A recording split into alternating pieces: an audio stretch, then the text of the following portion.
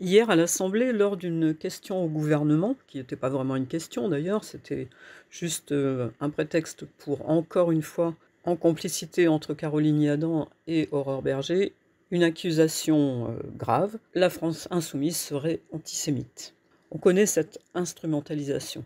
Je vous laisse d'abord écouter les réactions recueillies par la chaîne LCP dans l'Assemblée nationale elle-même, puis je vous ferai écouter ce qui s'est passé réellement et en entier. Sur notre plateau, François Cormier-Bouligeon, bonjour. Bonjour. Député du Cher, Ensemble pour la République. Hugo Bordel-Essis, bonjour. Député Bonjour. La France Insoumise du Nord. On va rejoindre celle des 4 colonnes, le député Aymeric Caron, qui s'exprime sur cet incident. Notre groupe, avec des accusations extrêmement graves, puisqu'elle a accusé notre groupe d'être responsable d'une résurgence, d'une remontée de l'antisémitisme en France, et surtout nous a accusé d'attiser la haine des Juifs. C'est extrêmement grave à nos yeux, puisque, comme vous le savez, aucun de nos membres n'a jamais tenu le moindre propos antisémite, n'est jamais pris aux Juifs. Ce n'est absolument pas, bien évidemment, ni notre philosophie, ni notre manière d'envisager l'humanité. Et nous en avons assez. C'est absolument intolérable que cet incident, cet accident grave ait pu se passer dans l'hémicycle sans aucune réaction de la présidente de l'Assemblée nationale et sous les applaudissements du parti antisémite de l'Assemblée, à savoir le Rassemblement national. Donc nous allons évidemment réagir, on ne va pas laisser passer ça, on va demander au bureau des sanctions contre Caroline Yadan. On sait que le bureau est capable de donner des sanctions contre des députés, notamment lorsqu'il y a un tumulte. Je laisse mon collègue Gabriel Amar expliquer ce que nous allons mettre en place. Oui, nous allons d'autant plus demander des sanctions qu'il s'agit là de qualificatifs inacceptables. Nous sommes résolument engagés contre toutes les formes de racisme et y compris donc contre l'antisémitisme. Les positions de la France insoumise sont de nature à considérer que nous sommes tous semblables en humanité et en droit, nos positions politiques sont toujours fondées sur les résolutions des Nations Unies quand il s'agit de la situation au Proche-Orient. Ensuite, si nous allons demander des sanctions contre Madame Yadan, c'est d'autant plus légitime que Madame la Présidente de l'Assemblée nationale, Yael Braun-Pivet, à ma demande, s'est engagée en réunion de bureau à ce que d'aucune manière ce type de qualificatif puisse être utilisé contre un parlementaire ou un groupe parlementaire et notamment le nôtre. J'en ai particulièrement assez de devoir subir, au même titre que tous les insoumis, cette injure publique permanente alors que nous n'avons d'aucune manière de complicité ou de propos intellectuels visant à nous associer à l'antisémitisme. C'est particulièrement honteux et inacceptable. Madame la Présidente de l'Assemblée nationale s'était engagée auprès de nous et auprès de moi en particulier pour que ce type de vocabulaire ne puisse plus être utilisé dans l'enceinte de l'Assemblée nationale. J'entends donc obtenir gain de cause et que des sanctions les plus vigoureuses et les plus hautes possibles soient prises sans tarder. Voilà donc le point presse organisé par quelques députés insoumis. François Cormier-Bouligeon, vous étiez derrière Caroline Yadan quand elle a posé cette question. Vous persistez et vous signez chaque mot qui ont été prononcés par la députée, des accusations extrêmement graves. Écoutez, il faut se rendre compte dans quel monde nous vivons. Nous avons commémoré hier les 80 ans de la libération d'Auschwitz. Les derniers survivants qui peuvent témoigner directement sont malheureusement en train de disparaître. Il y a eu 6 millions d'êtres humains exterminés pendant la Seconde Guerre mondiale parce qu'ils étaient juifs. Une volonté d'exterminer un peuple entier. Ce qui est grave et préoccupant de nos jours, c'est de voir l'antisémitisme revenir dans notre pays et un peu partout dans le monde. Ce qui est grave, c'est d'avoir vu le 7 octobre, le premier pogrom être commis depuis la Seconde Guerre mondiale. Et ce qui est grave, c'est qu'un parti politique soit aussi équivoque sur cette question que l'est la France insoumise. Mais quand vous dites... Pardon, je termine. Et qui agite à chaque fois, qui utilise des termes, qui est à chaque fois ambigu pour essayer d'aller chercher un électorat par ce qu'il a de plus bas et qui est de diviser les êtres humains. Et ce que je reproche au fond le plus à la France insoumise, c'est d'avoir rendu sa virginité au Rassemblement national qui, oui, effectivement, est un parti antisémite que je combats depuis maintenant plus de 40 ans. Et si j'avais le reproche le plus grave à faire à M. Mélenchon, c'est d'avoir redonné une virginité à Mme Le Pen. Accusation extrêmement grave. Que répondez-vous, Hugo Bernalicis? Qu'on est en dehors de l'hémicycle et que M. Cormier-Bouligeon n'est plus couvert par l'immunité parlementaire et qu'il devrait faire attention à ce qu'il est en train de dire. Mais ne me menacez pas, monsieur. Vous savez ce que c'est, ça? Argumentez au lieu de menacer. M. Cormier-Bouligeon commence son habitude comme dans l'hémicycle et dans l'invective permanente. On va vous écouter. Ça ne m'étonne pas. Répondre l'un et l'autre, puisque ce sont des accusations très graves. Ce triangle rouge, c'est un symbole antifasciste. Antifasciste, pourquoi? Parce qu'il symbolise le triangle qui était tatoué sur les prisonniers politiques dans les camps de concentration nazis. Et je le porte d'autant plus fièrement que mon arrière-grand-père est mort au camp de concentration de Dachau. Voilà. Et ce que fait M. Cormier-Bouligeon, ce que fait Mme Yadan, c'est un crachat à la figure de toutes ces victimes, y compris mon arrière-grand-père. Je ne le supporte pas. Et je ne supporte pas d'être accusé de racisme et d'antisémitisme, alors que le cœur de notre combat humaniste, depuis la glorieuse Révolution française, et de l'égalité en droit de tous les êtres humains, quelles que soient leurs opinions religieuses. Vous demandez des sanctions aujourd'hui? Oui, évidemment. Et encore une fois, vous voyez Mme Braun-Pivet, qui est la première à râler, première minute de jeu, dès qu'on n'a pas dit Madame la Présidente au début d'une question au gouvernement. Mais là, ça passe tranquille. Oui, c'est insupportable. Oui, c'est insupportable. Et si M. Cormier-Bouligeon ne sait pas faire la différence entre le langage du droit international que lui ne semble pas reconnaître et ce qu'on dit, c'est qu'il y a un problème politique de fond, certes, mais chez M. Cormier-Bouligeon. Je vais vous laisser répondre, M. Cormier-Bouligeon, et ensuite on va avancer. Les députés insoumis, vous les accusez clairement d'antisémitisme. Eux disent on défend le droit des Palestiniens à avoir un territoire qui est le leur. Aucun député, ça a été rappelé par Aymeric Caron, n'a jamais été condamné. Est-ce que ces accusations graves que vous portez contre eux, vous les assumez encore à présent sur ce plateau? Vous voyez, depuis l'âge de 15 ans, je mène un combat humaniste, républicain, pour les droits de l'homme.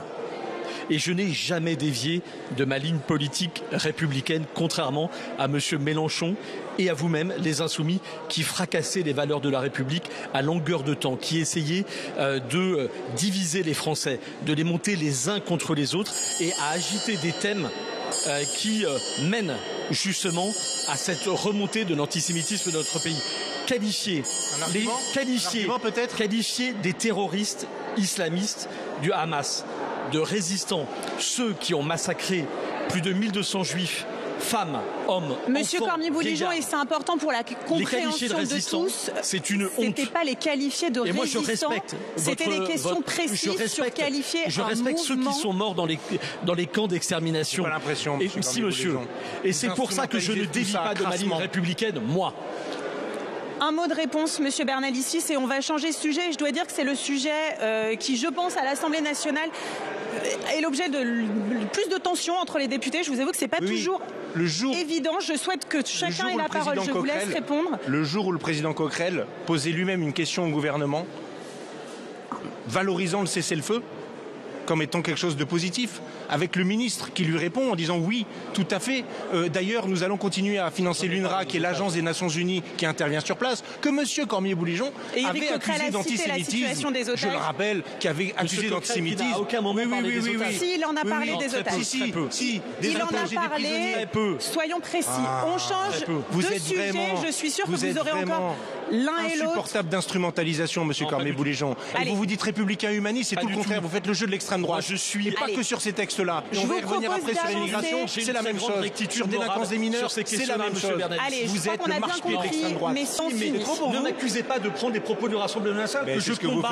Ceux qui nous regardent pourront faire les parallèles. Finissez, Monsieur Bernalicis, et on s'interrogera peut-être après sur... Vous avez déjà soutenu la première loi sur l'immigration de M. Gérard Collomb, qui parlait lui-même de shopping de l'asile, qui parlait lui-même de vagues migratoires, qui reprenait déjà les termes de l'extrême droite. On parle pas de Gérard Collomb ce soir. Oui, monsieur, vous voulez qu'on reparle du texte que vous avez voté ici avec le Rassemblement national, sur la réponse misant de sur la censure du Conseil constitutionnel. Le gouverneur vous voyez, sur la c'est pas d'aujourd'hui que vous parlez comme l'extrême droite, monsieur Cormier-Bouligeon. Je vous laisse écouter le discours odieux de la députée macroniste Caroline Yadan, qui a été élue face à Meyer Habib dans la 8e circonscription des Français de l'étranger, et la réponse non moins odieuse de la ministre Aurore Bergé. Toutes deux soutien acharné du gouvernement israélien. Merci beaucoup, monsieur le ministre. La parole est à présent à madame Caroline Yadan pour le groupe EPR.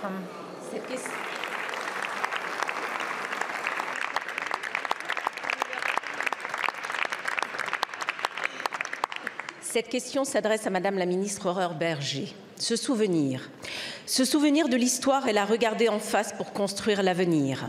Il y a 80 ans, le monde découvrait à Auschwitz le plus grand charnier de tous les temps, celui de l'extermination méthodique et industrialisée des Juifs, un crime si indicible qu'un nouveau mot fut créé pour le désigner, Shoah. La Shoah a été l'aboutissement d'un long processus, celui qui a consisté à préparer les esprits durant des décennies à la haine des Juifs et à leur déshumanisation. Or, la bête immonde est de retour parmi nous. Elle a pris forme le 7 octobre 2023 dans une pornographie de l'horreur. Des viols méthodiques, des corps éventrés, des familles réduites en cendres, des bébés arrachés à la vie dans une intention génocidaire et un désir d'extermination qui n'a rien à envier à celui qui a conduit à la destruction des Juifs d'Europe. Pourtant, loin de susciter un élan universel de solidarité, ces massacres ont fait exploser un antisémitisme pétri de bons sentiments, offrant à la foule un permis de haïr au nom du progressisme, des droits humains et de la paix.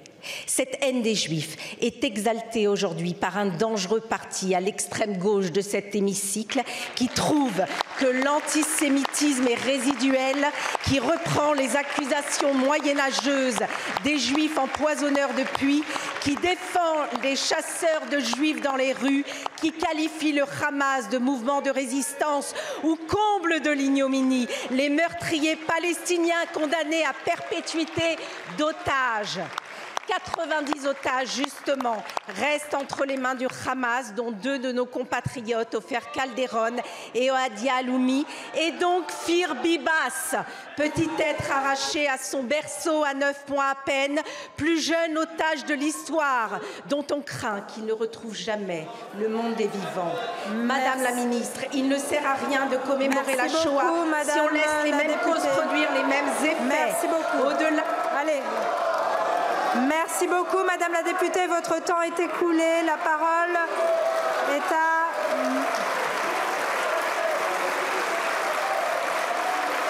Madame Aurore Bergé.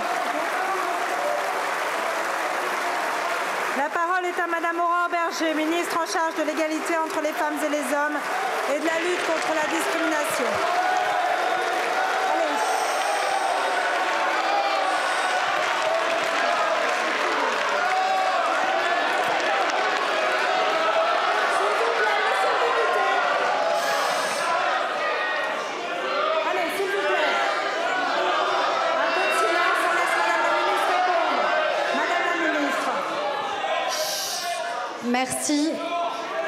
Merci Madame la Présidente et merci Madame la députée Caroline Yadan pour la clarté de votre interpellation qui vraisemblablement déplaît à une partie de cet hémicycle.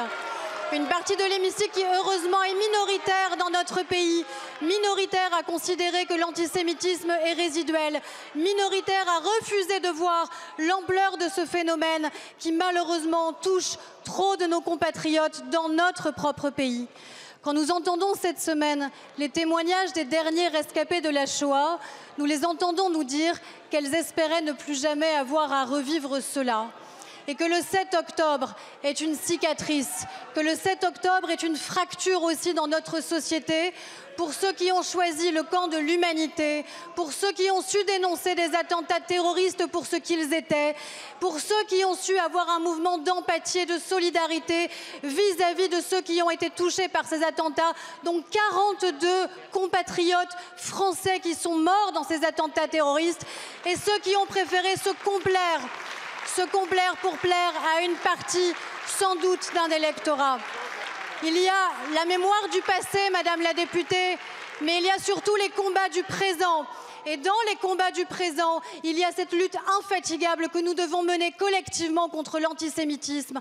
Parce que malheureusement, la force de l'antisémitisme, c'est d'avoir su se renouveler constamment, c'est d'avoir su muter constamment. Et aujourd'hui, l'antisémitisme se confond avec l'antisionisme.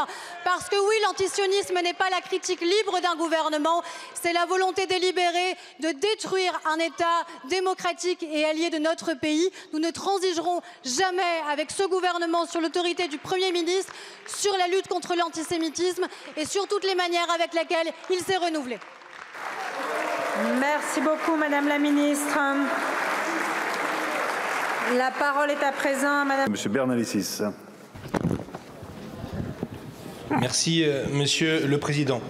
Je veux, avec solennité, au nom de l'article 70, alinéa 3, donc c'est sur les mises en cause personnelles qui interpellent un autre député ou qui s'adresse à un ou plusieurs de ses collègues, des injures, provocations ou menaces, revenir sur l'incident qui s'est déroulé tout à l'heure aux questions au gouvernement. Je profite de la présence de Madame Berger pour cela, puisque c'est notre collègue Yadan, avec la ministre Berger, qui se sont permis purement et simplement de nous qualifier de complices du nazisme et de la Shoah et d'antisémites d'aujourd'hui. C'est inacceptable. Il n'y a pas d'antisémites dans nos rangs, l'antisémitisme n'est pas dans nos moyens et nous ne serons jamais antisémites car nous avons toujours et nous resterons toujours des antiracistes convaincus et complets et intégraux parce que nous sommes des républicains convaincus. Je voulais faire cette mise au point parce que je ne souhaite pas que de nouvelles instrumentalisations se mettent en place, surtout avec la solennité que nécessite le débat de ce soir. Et j'espère, Monsieur le Président, que la présidente de l'Assemblée nationale sera bien interpellée de ces faits et que des réponses y seront apportées. Je vous remercie. Monsieur Bernalicis, je prends